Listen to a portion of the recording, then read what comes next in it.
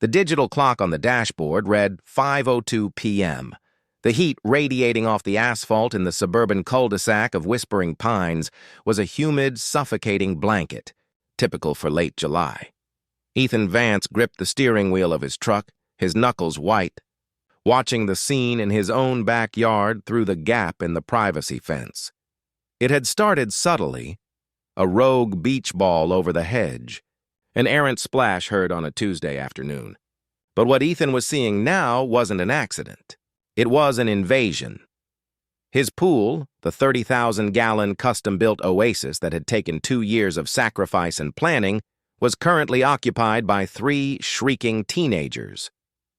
And one of them, the largest and loudest, was Kyle, the 16-year-old son of his neighbor Brenda, a woman locally known by the single chilling appellation, Karen. Ethan killed the engine. The sudden silence in the cab was replaced by the raucous laughter spilling from his property. He didn't bother going inside. He just dropped his briefcase by the porch and walked around the side of the house, adrenaline replacing the exhaustion of his workday. "Kyle!" Ethan's voice was low, cutting through the chlorine-scented air with the sharpness of chipped ice. Kyle, a lanky boy with the entitled slouch of someone who had never heard the word no, I was floating on Ethan's largest inflatable swan, tossing a bright yellow tennis ball. He didn't even turn his head. "Oh, hey, Mr. Vance," Kyle drawled, pushing himself lazily toward the deep end. His friends, 2 girls Ethan didn't recognize, froze instantly and scrambled to the pool steps. Their presence was a testament to the pool's magnetic draw, a pristine blue jewel in a drought-stricken neighborhood. "Get out of my pool," Ethan commanded, stepping fully onto the paved deck. His work shoes were leaving dark, wet prints as the teenagers dripped water everywhere. Kyle finally slid off the swan and stood waist-deep, planting his feet firmly on the custom mosaic tile. He had the same perpetually offended expression as his mother. "Chill out, man. It's summer. We're just cooling off." "This is private property, Kyle. I didn't invite you.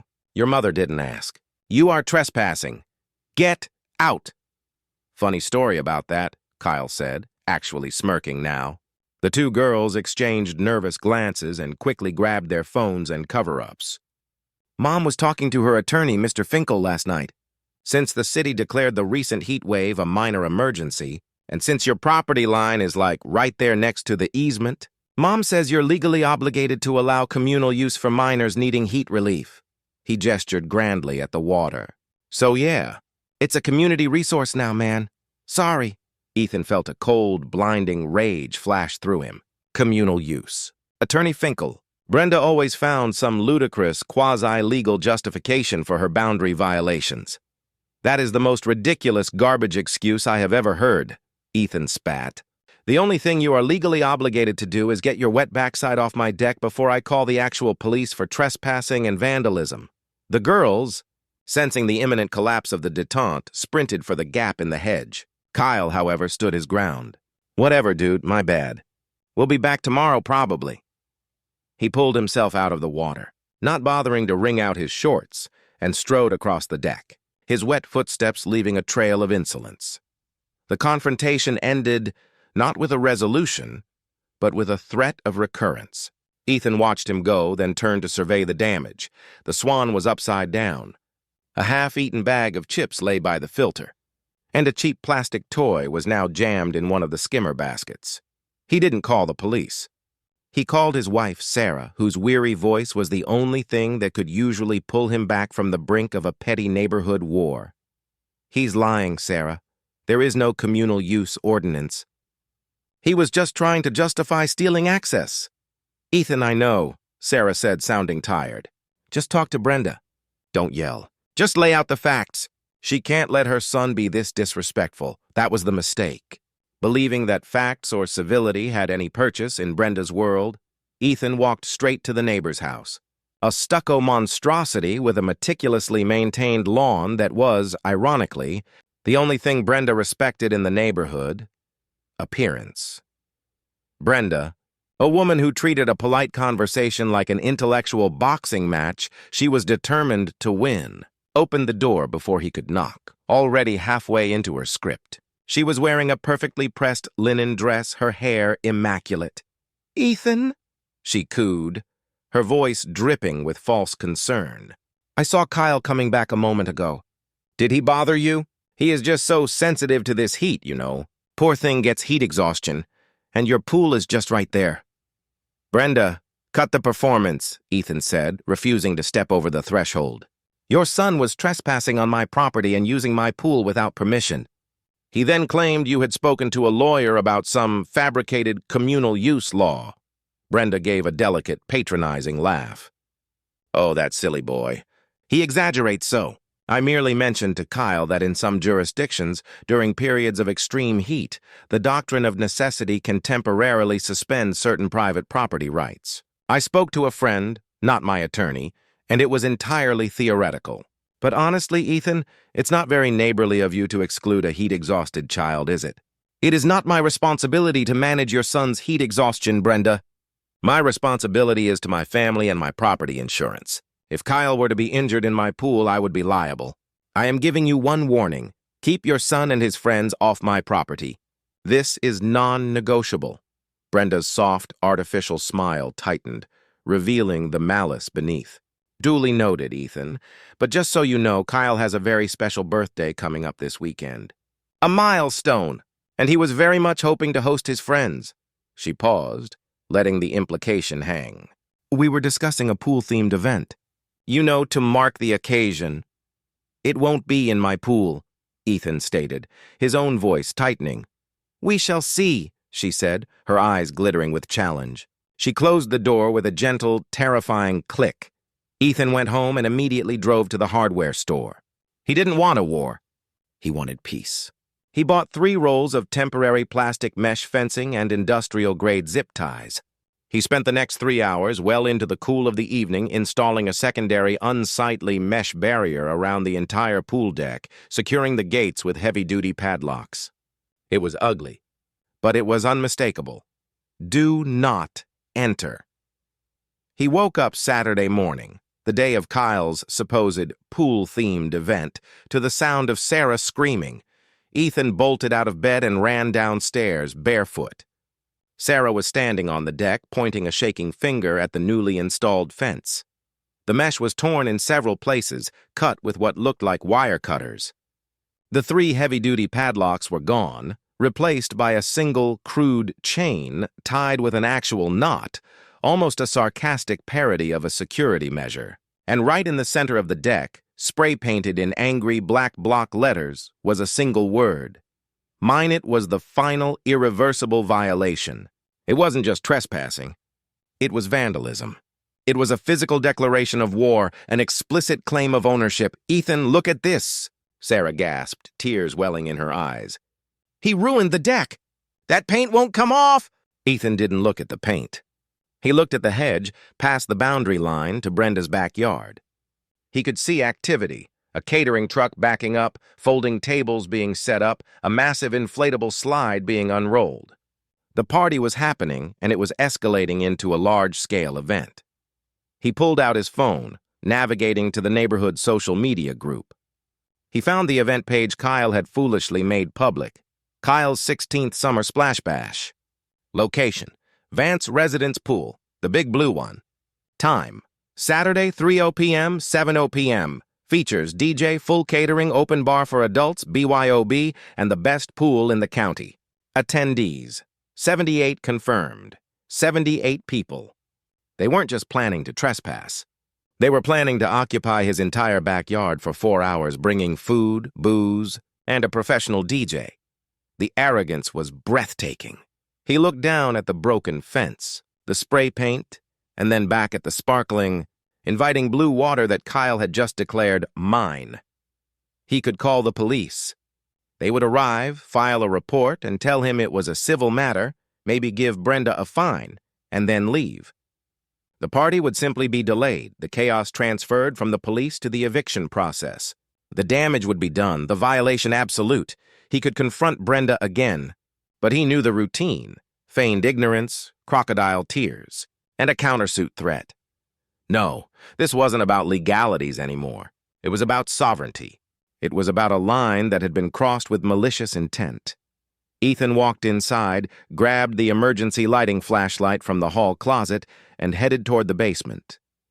His house was built in the 70s, and the pool's mechanics, housed in a hidden utility room beneath the sunroom, were archaic but robust. He had always been told by the pool company never to touch the main drain valve without turning off the pumps and backfilling the line. Messing with it could crack the liner or buckle the concrete. Good, he thought. Let it buckle. He found the access hatch tucked behind the water heater. The utility room smelled of damp concrete and ozone. The main drain was a quarter-turn bronze ball valve, heavy and stiff with age, located deep down, almost flush with the floor. It was connected directly to the stormwater overflow. The low, resonant thump of the DJ's test speakers started precisely at 3 p.m. It vibrated through the foundation of the Vance house, a physical countdown to the coming storm. Ethan stood in his kitchen, watching the small digital camera monitor he had installed under the eaves, a precautionary measure against Brenda's endless boundary testing. The parade began. SUVs pulled up, disgorging teenagers in brightly colored swimwear and parents carrying insulated tumblers and six-packs. They gathered first in Brenda's driveway, a sea of bewildered faces looking toward the source of the promised fun. The first group of guests, 3 enthusiastic, bikini-clad girls and 2 boys attempting to look cool, marched around the side of Brenda's house, following a hastily drawn marker sign, "Pool this way." Ethan watched the monitor, his breath held tight in his chest. He saw them reach the gap in the hedge, cross the boundary line, and then stop, mid-stride, confusion washing over their faces. One of the girls actually pointed, then covered her mouth, stifling a nervous giggle. The pool was gone. In its place was a sickly, algae-stained concrete bowl 6 feet deep at the end, baking under the unforgiving sun. The water level had stabilized near the bottom, exposing a layer of slick, decaying organic matter. The large, inflatable swan was now crumpled in the deep end, hugging the exposed main drain like a dead thing. The spray-painted word "mine" was visible on the dry deck, an ironic epitaph to Kyle's thwarted ambition. The news spread through the arriving crowd with the speed of wildfire. The bass continued to thump, a terrible, relentless soundtrack to the unfolding disaster. Brenda, meanwhile, emerged from her back patio, impeccably dressed and carrying a tray of miniature quiches, ready to receive accolades for the location she had boldly claimed. She was mid-sentence, loudly explaining the chic, nautical theme to a neighborhood couple when she rounded the corner of her own garage and saw the motionless, horrified huddle of her guests staring into Ethan's yard.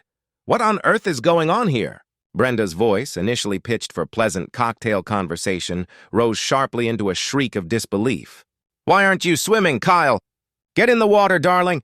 The party is starting." She pushed through the crowd, her linen dress brushing against bewildered teenagers. And then she saw it. The sound that escaped Brenda's throat was not a word, but a primal noise, a strangled, raw sound of total violation. Her quiche tray tilted, sending miniature pastries skittering across the lawn like clumsy fleeing insects. "The pool! The pool is empty!" she screamed, her eyes fixated on the cracked, baking concrete. The sight of the deep, empty basin, with the vandalized fence lying ripped and useless next to it, was a sensory overload of destruction and malice. "Ethan! Ethan Vance, you coward!" Ethan stepped out onto his own deck, slowly, deliberately. He was wearing clean jeans and a simple gray t-shirt, looking completely calm amidst the brewing maelstrom. Sarah was right behind him, her arms wrapped around herself, her face pale with fear and shock, but she didn't try to stop him. She simply watched, a silent witness to the consequence of her neighbor's hubris. "It's 3 o'clock, Brenda," Ethan said, his voice carrying easily over the DJ's looping beat. "Looks like your party is starting." Brenda lunged for the gap in the hedge, her face contorted into a mask of pure, murderous fury. Her neighbor, a man named Mike, who had brought his 2 small children, grabbed her arm to stop her, but she yanked free. She scrambled over the broken mesh fence like a wild animal. "You drained it! You absolute sociopath!" Brenda screamed, marching toward him across the deck. She didn't look at the spray paint, the evidence of her own crime, but Ethan did. The single word mine now looked ridiculously pathetic on the dry floorboards. "It's my pool, Brenda," Ethan replied, leaning casually against a support column. "I chose to perform unscheduled emergency maintenance. Considering the extensive vandalism and the threat of large-scale trespassing, as detailed on your son's public invitation, I decided to mitigate my liability immediately." "Mitigate liability? You just destroyed property worth $250,000, she spat, pointing at the pool with a shaking finger. "It's still here. Just empty," Ethan corrected, his eyes locking onto hers. "You, on the other hand, destroyed my fence and defaced my deck. A simple crime, but a crime nonetheless." Brenda paused, realizing the immediate weakness in her position. She couldn't argue property rights while standing on top of her son's vandalism. She pivoted instantly to victimhood, turning her outrage on the gathering crowd of guests. "Look at this," she wailed, addressing the parents on the other side of the hedge. "This man has maliciously ruined my son's sweet 16. He has risked structural damage to his own house just to be cruel. It's emotional abuse." "Emotional abuse is when a parent teaches their child that they are entitled to other people's property, Brenda," Ethan countered, his voice flat. "This is called consequence." It was at that moment the smell hit them. Not just the faint metallic scent of chlorine, but the heavy, sour stench of mud, decaying leaves, and sewage. Suddenly, a woman screamed from the far end of the cul-de-sac. "The street! Oh my God, the street is flooding!" Ethan and Brenda both turned their heads. The 40,000 gallons of pool water, overloaded with chemicals and compressed air, had overwhelmed the decades-old storm-water drainage system. Instead of flowing neatly into the main city line, it had burst through a utility access cover 3 houses down, creating a rapidly expanding torrent that was now sweeping down the asphalt. But the worst consequence was closer. A loud, sickening crack reverberated from beneath their feet. The weight of the hydrostatic pressure, the massive body of water, suddenly removed, was too much for the old concrete shell and the saturated surrounding soil. The sound was followed by a low, grating groan. Sarah cried out, "Ethan, the deck! It's separating!" The pool deck, the beautifully paved concrete perimeter that had cost a fortune, was separating from the house. A jagged hairline crack instantly widened into a dark 4-inch fissure, running from the edge of the empty pool directly beneath where Brenda was standing, straight toward the back wall of Ethan's sunroom. A visible plume of dust and pulverized concrete puffed out of the opening. Brenda jumped backward, staring down at the widening crevice in terror. "See, Brenda? Now we have a real problem," Ethan said, his calm finally betraying a thread of genuine anxiety. "That wasn't just a drain. That was structural compromise. Your son's party has officially led to property damage extending beyond paint and fences." As the scene descended into pandemonium, the DJ scrambling to unplug his equipment, parents grabbing their children and retreating to their cars, and the water level in the street rising, a dark blue sedan with flashing lights pulled up to the curb. It wasn't the police. It was the neighborhood association's chief director, Mr. Hawthorne, an older man known for his rigid enforcement of property codes. Hawthorne stepped out, his eyes instantly catching the sight of the flooded street, the cracked concrete, the hysterical woman, and the massive, dry pit of a pool. "Vance! Bennett!" Hawthorne's voice cut through the noise, thick with official anger. "What in the name of the covenants is going on here? This is an environmental and structural catastrophe." Before Ethan could respond, Brenda, seizing the opportunity to redirect blame, rushed toward Hawthorne. "He did this. He maliciously destroyed his pool, flooding the street, and he cracked his own foundation to ruin Kyle's birthday party." Ethan stepped forward, pointing not at the empty pool, but at the spray-painted word, "mine." "I acted to defend my property from a scheduled, advertised invasion of 78 trespassers. That word you see on my deck? That's what Brenda's son left when he broke my fence to declare ownership. I mitigated a liability. They created a disaster." Hawthorne stared at the evidence, the physical proof of malice, and the overwhelming, cascading consequence. He pulled out a legal pad, his eyes darting between the vandalism, the fissure in the deck, and the chlorine-laced river flowing down the cul-de-sac. The party was abandoned. The caterers were packing up defeated. Brenda, finally understanding the scope of the trouble she was in, the structural damage, the environmental hazard of the flood, and the exposed vandalism, realized that her fury was now backed by financial ruin. Her attempts to claim the pool had not just failed. They had triggered an apocalyptic sequence of events. Brenda looked around at the wreckage, the empty, cracked pool, the abandoned party, the angry neighbors, and the neighborhood director writing furiously. Her eyes settled on Kyle, who stood by the hedge, staring at the concrete pit, a silent, devastated monument to his own entitlement. The party hadn't been ruined. It had been weaponized against them, and the final bill was about to come due. The morning light on Sunday was pale, weak, and utterly merciless. It illuminated the destruction not with the cinematic flair of the afternoon prior, but with the cold, hard reality of liability. Ethan and Sarah sat in their sunroom, sipping lukewarm coffee. The sunroom usually felt airy and pleasant. Now it felt precarious. A large orange placard from the Homeowners Association, HOA, had been slapped onto the exterior glass, next to the fissure that now clearly divided their deck from the main structure of the house. The placard read, "Condemned access, unsafe structure, do not enter." The silence between Ethan and Sarah was dense, a suffocating counterpoint to the distant hum of industrial vacuum trucks already working on the street, draining the stagnant chemical-laced floodwater. $32,000, Sarah whispered, finally breaking the silence, staring into her mug. That was the initial estimate from the structural engineer Hawthorne sent over at 8 this morning. Just for the foundation and deck repair, not including the pool. Ethan ran a hand over his face, the exhaustion of physical weight on his shoulders. "I know. You knew what would happen to the deck, Ethan. You knew the hydrostatic pressure. You risked our foundation, our home, to teach a teenager a lesson about entitlement. Was it worth it?" Sarah's voice wasn't accusatory, but mournful. She wasn't questioning his anger. She understood it. But his method. "It was about the line, Sarah," Ethan said, pushing his chair back.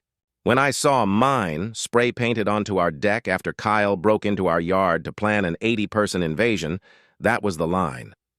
If I had called the police, they would have had a party, gotten hurt, and then we'd be paying the lawyers. Now, we're paying the contractor, but at least we have the evidence and the high ground." "The high ground is also a condemned, cracked deck, Ethan," she retorted, standing up. "The Bennett family's high ground is a flooded street. The neighbor's high ground is what exactly?" Before he could answer, a sharp, authoritative knock sounded at the door. It was Mr. Hawthorne, the HOA director. Flanked by a City of Whispering Pines code enforcement officer named Agent Rios, a severe woman in a crisp uniform. The meeting was brutal and lasted 20 minutes. Conducted entirely in the living room, far from the wreckage outside. "Mr. Vance, this is not a negotiation, it is an intervention," Hawthorne began, not bothering with pleasantries. He laid out a stack of documents. "The initial structural damage, the fissure between your deck and the sunroom, has triggered a full stop work order on all exterior construction until a certified soil stabilization report is produced. Your house is red flagged. On top of that, the draining of that quantity of treated water into the municipal storm drain is a violation of Environmental Code 40C. Here is the initial fine from the city. Payable immediately." Agent Rios slid a slip across the coffee table. "The fine was 5 figures. This is unreasonable," Ethan said, grabbing the paperwork. "I did this to prevent a mass tort event on my property. My fence was vandalized, and I was being threatened with a massive trespass. Vandalism is a police matter, Mr. Vance. Environmental hazard is a city matter," Rios stated coolly. "You chose a method of defense that created a public safety issue. You must immediately secure the perimeter of the empty pool, which is now considered a vertical excavation hazard, and you are liable for all associated cleanup costs for the street flooding," Hawthorne added. "And from the HOA perspective, the violation of the public nuisance covenant is egregious. Your immediate fines total over $15,000, Mr. Vance. Payable in 48 hours. Ethan felt the floor drop out from beneath him. This was the cost of his cold-blooded victory. But he had prepared for this. He had his own documentation, "And what about the cause, Mr. Hawthorne?" Ethan asked, picking up a glossy printed 8x10 photo of his deck, showing the word "mine" clearly visible next to the shredded mesh fence. "This is the evidence of Kyle Bennett's vandalism. We have the time-stamped security footage of him and his friends cutting the fence at 1 a.m. yesterday. We also have the public invitation from Kyle, listing my address as the location for his 78-person pool party. I was mitigating a criminal invasion." Hawthorne looked tiredly at the photo. "The Bennett family has already filed a police report against you for the destruction of their property, namely the inflatable swan, and for reckless endangerment. They also claim you harassed Kyle by aggressively demanding they vacate the pool on Friday. This has now become a litigious, three-way feud, Vance versus Bennett, and the city HOA versus both of you." As Hawthorne and Rios prepared to leave, the final blow landed, not from the HOA, but from a noise outside. "A flatbed tow truck was backing up to the Bennett's curb. What is that?" Sarah asked, walking to the window. A uniformed man was attaching a large, bright yellow clamp to the wheel of Brenda's meticulously clean blue sedan. "Ah," Hawthorne said, adjusting his tie with grim satisfaction. "That would be the result of a lien placed on the Bennett property, effective this morning." Ethan looked at him sharply. "A lien? From who?" "Not from the HOA," Hawthorne replied, a flicker of something close to justice in his eyes. "From 3 neighbors whose basement sustained significant water and sewage backup when the storm drain overloaded. Turns out, water damage restoration is expensive, and when a collective suit is filed for negligence and environmental trespass, things move quickly. The 3 affected families named Brenda Bennett as the host of the event that caused the negligence." Ethan felt a surge of adrenaline, momentarily overwhelming the terror of his own fines. Brenda had been so focused on suing him, she hadn't secured her own flank. Brenda, alerted by the noise of the tow truck, burst out her front door wrapped in a silk robe, her face smeared with a dark green facial mask that made her look like a horrified swamp creature. "What are you doing? Get away from my car," she shrieked at the tow truck operator. The operator, a massive man with a clipboard, didn't even look up. "Lien notice served, ma'am. 3 different claims. You'll need to contact the law firm of Peterson and Gray to discuss retrieval. Have a nice day, Hawthorne." "You did this!" Brenda screamed, marching toward him, her hands clawing at the air.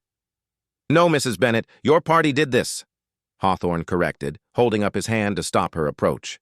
"You advertised a massive event leading to the use and disposal of a colossal amount of chemically treated water into a fragile municipal system.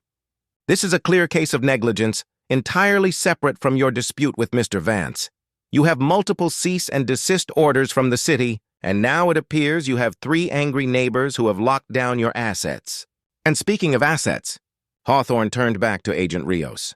"Agent, did the city's environmental team confirm the source of the spray paint chemicals?" Rios nodded curtly. "Yes, sir. Traces of aerosol lacquer consistent with the graffiti on Mr. Vance's deck were also found on the back of the Bennett's shed, along with remnants of a cut mesh fence. We'll be forwarding the evidence and the charges to the juvenile probation office." Brenda stumbled backward, her masked face frozen in an expression of pure, unadulterated shock. She looked from the clamped car to the retreating Agent Rios and finally to Ethan, standing on his cracked, condemned deck, looking utterly drained but resolute. Her son, Kyle, was standing in the window, watching the entire spectacle. He had traded his arrogance for a look of sickening fear. The battle had moved past neighborly spite and into the terrifying realm of high-stakes litigation, with the first casualty being Brenda's prized car, followed closely by the formal charges being brought against her son, shifting the karma from structural damage to legal and financial devastation. 2 weeks later, the air was thicker with litigation than with humidity. Ethan was sitting in the 30th floor office of his new legal counsel, Mr. Marcus Vanes, a man who charged hourly rates that could drain a small savings account faster than Ethan had drained his pool. Vanes was sharp, expensive, and carried the weary confidence of someone who viewed neighborhood disputes as mere administrative paperwork. "Let's be clear, Ethan," Vanes said, leaning back in his leather chair. tapping a diamond pen against a stack of depositions. The Bennett's lawsuit is simple: intentional destruction of property, IDP, and reckless endangerment. They claim you acted with malice to sabotage their event and cause the flooding. But I have the video of Kyle cutting my fence. I have the party invitation, Ethan argued, feeling the frustration of being constantly on the defensive. Yes, and that's a beautiful counterclaim for the vandalism and trespassing. But you didn't just call the police, Ethan. You performed a deliberate, drastic, irreversible action that caused major structural damage to your own house, requiring a $32,000 stabilization report just to start repairs. Your homeowner's insurance, incidentally, is using the intentional damage clause to delay all payouts. We are fighting two wars, the Bennetts and your own carrier. Ethan swallowed hard. So what's the strategy? Vanes leaned forward, his expression hardening. We stop playing defense. We don't defend the draining as mitigation of property damage. We defend it as preventing mass casualty. Mass casualty? Sarah, who was sitting silently next to Ethan, finally spoke, her voice laced with disbelief. Yes, Vanes affirmed, his tone clinical. We will argue that the combination of the fractured perimeter fence, Kyle's documented intent to host a massive, unsupervised party for minors and adults, with an open bar, and the introduction of a professional DJ with high-voltage equipment near the water, all confirmed by the invitation and your surveillance, created an immediate, unavoidable threat of electrocution, severe drowning risk, or stampede injury if 100 people suddenly showed up. Draining the pool was not retaliation. It was a necessary emergency intervention to save lives. Vanes's logic was terrifyingly brilliant. It shifted the blame from property destruction to heroic intervention. The price of this heroism, however, was Ethan's integrity. We are going to depose Kyle this week, Vanes continued. You need to forget the spray paint and the arrogance. Focus on the water and the wires. You saw that deck separating from the sunroom, that small fissure we saw in the concrete. We need you to convey that you truly believed, with an absolute certainty, that the integrity of the pool's perimeter electrical system was compromised by Kyle's vandalism, and that the risk of a tragedy was imminent. Ethan looked at Sarah, who looked away, visibly recoiling from the moral compromise this strategy entailed. He had drained the pool out of spite and sovereignty, but now he had to lie, or at least heavily exaggerate, his motive for the courtroom. The pressure cooker intensified the following day when Brenda's lawyer, a notoriously aggressive civil litigator named Ms. Chen, delivered a demand letter. It demanded not only the immediate replenishment and repair of the pool, but also compensation for the emotional distress and the financial loss of the party, totaling over $100,000. But the real threat wasn't financial. It was personal. That evening, as the sun set, Ethan checked his security camera feed. The pool shell, still an exposed, hazardous pit, was surrounded by police tape and orange barricades per Agent Rios's order. He saw a flash of movement near the hedge line. Zooming in, Ethan recognized the figure instantly. Brenda. She was no longer the composed HOA warrior.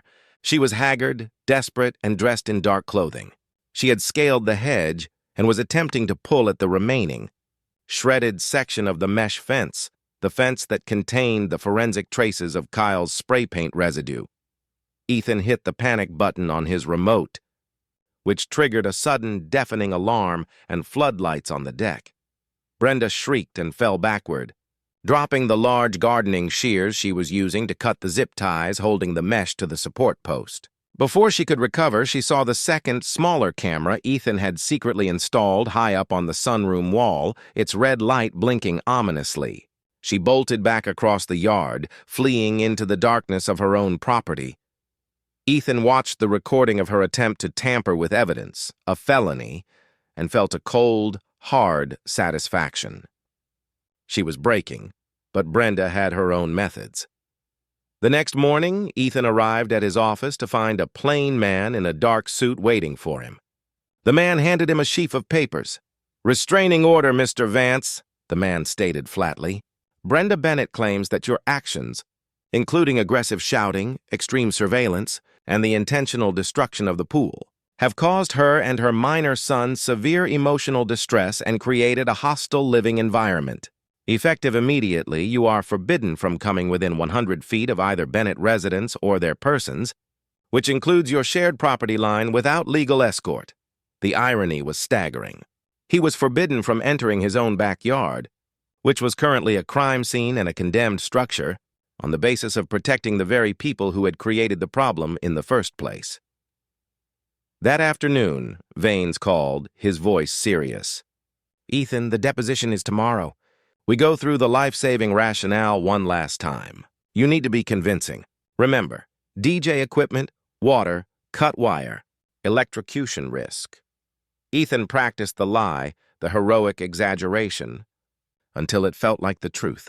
The following day, he walked into the sterile conference room for the deposition. Brenda and her lawyer, Ms. Chen, already seated at the table. Brenda looked gaunt but satisfied, clutching a stress ball, secure in the protection of her temporary restraining order. Ethan began his testimony, describing the fear, the necessity, the vision of tragedy.